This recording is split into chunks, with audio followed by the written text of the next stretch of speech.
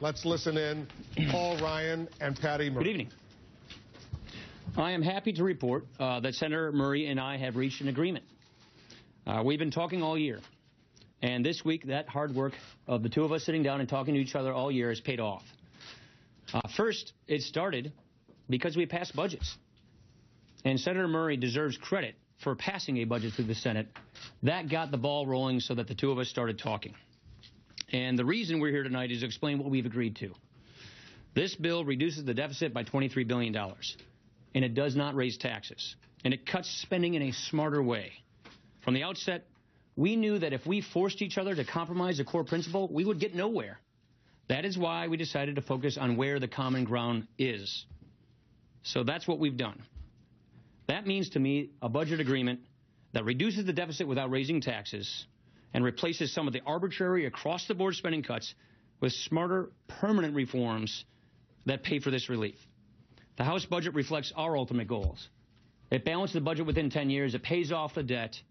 But I realize that that is not going to pass in this divided government. I see this as agreement as a step in the right direction. In divided government, you don't always get what you want. That said, we still can make progress toward our goals. I see this agreement as that kind of progress, as a step in the right direction. Instead of the arbitrary cuts, we make smart, targeted reforms. We eliminate waste. We stop sending check criminals. We cut corporate welfare. We reform some mandatory programs. And we start to make real reforms to these autopilot programs that are the drivers of our debt in the first place. I think this agreement is a clear improvement on the status quo. This agreement makes sure that we don't have a government shutdown scenario in January. It makes sure that we don't have another government shutdown scenario in October. It makes sure that we don't lurch from crisis to crisis. It also allows Congress to finally exercise the power of the purse. We're both from the legislative branch. The Constitution says that the legislative branch should exercise the power of the purse. We want to reclaim that from the administration instead of having all of these continuing resolutions. This also shows that we can work together to get our government functioning at its very basic levels. That, we think, is a step in the right direction. That, we think, gives us some confidence. That brings some normalcy back to our government. I want to take a moment to thank Senator Murray. She's a tough and honest negotiator. She's fought hard for her principles every step of the way. And I want to commend her for her hard work. All of the summary documents and the legislation will be placed upon our budget websites by the end of the night. And with that, I'd like to offer Senator Murray. Thank you. Well, for far too long here in Washington, D.C., compromise has been considered a dirty word, especially when it comes to the federal budget. Over the past few years, we have lurched from crisis to crisis and from one cliff to the next.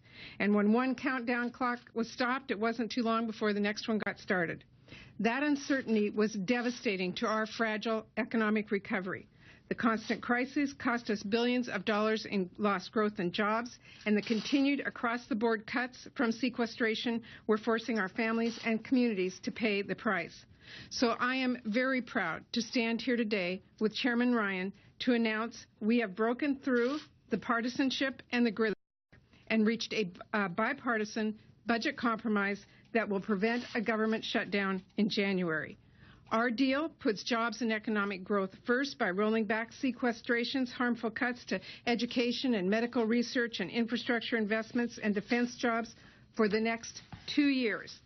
Now, I know there were some people who thought these cuts should continue, but I'm glad that we increased these key domestic investments and that we averted the next round of scheduled cuts to military programs, bases, and defense jobs in our country. This deal builds on the $2.5 trillion in deficit reduction we have done since 2011 and continues the precedent that we set in the fiscal cliff deal that sequestration shouldn't be replaced with spending cuts alone. This bipartisan deal will help millions of Americans who are wondering if they were going to keep paying the price for D.C. dysfunction. From the workers at our military bases and construction projects who were furloughed or laid off, to the kids who lost their slots in Head Start programs, to the seniors wondering if they were going to have Meals on Wheels, to the families who are praying for halted medical research programs to get back to work on a cure, and so much more. Because of this deal, the budget process can now stop lurching from crisis to crisis. By setting bipartisan spending levels for the next 2 years, this deal allows congressional committees to proceed under regular order, and gives government agencies and the companies that do business with them the certainty they need to hire workers and make investments. This isn't the plan I would have written on my own. I'm pretty sure that Chairman Ryan wouldn't have written it on his own. And there are obviously differences between our parties when it comes to our budget values and priorities. I was disappointed that we weren't able to close even a single corporate tax loophole. I know many Republicans had hoped this would be an opportunity to make some of the kinds of changes to Medicare and Social Security they've advocated for. Congressman Ryan has set aside our differences. We've made some compromises, and we've worked together to get something done. Now, this deal doesn't solve every issue in front of Congress.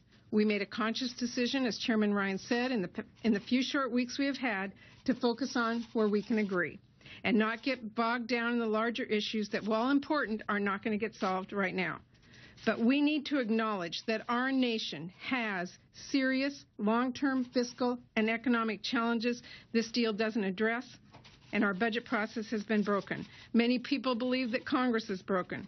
We have spent years scrambling to fix artificial crises while our debt piles up and the economic foundation middle-class families have depended on for generations continues to crumble.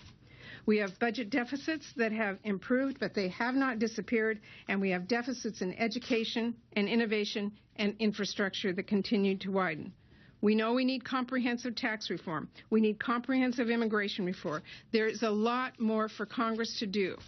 So this deal doesn't solve all of our problems, but I think it is an important step in helping to heal some of the wounds here in Congress, to rebuild some trust and show that we can do something without a crisis right around the corner, and demonstrate the value in making our government work for the people we represent.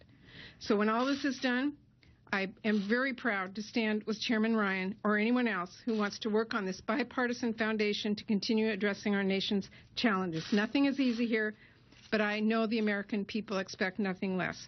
I want to take a minute to especially thank Chairman Ryan. He and I do have some major differences. We cheer for a different football team, clearly. We catch different fish. We have some differences on policies. But we agree that our country needs some certainty, and they need to show that we can work together. And I've been very proud to work with him. I also want to thank Congressman Van Hollen, who's worked very hard to help make sure this deal reflects the values that he cares a lot about, and all of our Budget Conference Committee. Everyone who's been involved on the committee has been very hard working with us to get to this deal. So I'm hopeful now that we can get this bipartisan deal through the House and then through the Senate, and get home in time for the holidays that I think everybody deserves this year. Questions? Thank you.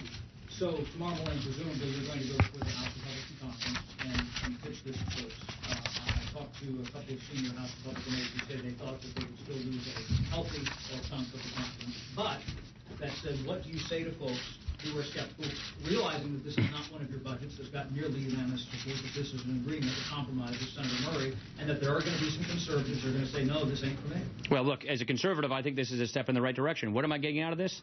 I'm getting more deficit reduction. So the deficit will go down more by passing this than if we did nothing. That's point number one. Point number two, there are no tax increases here. Point number three, we're finally starting to deal with autopilot spending, that mandatory spending that has not been addressed by Congress for years.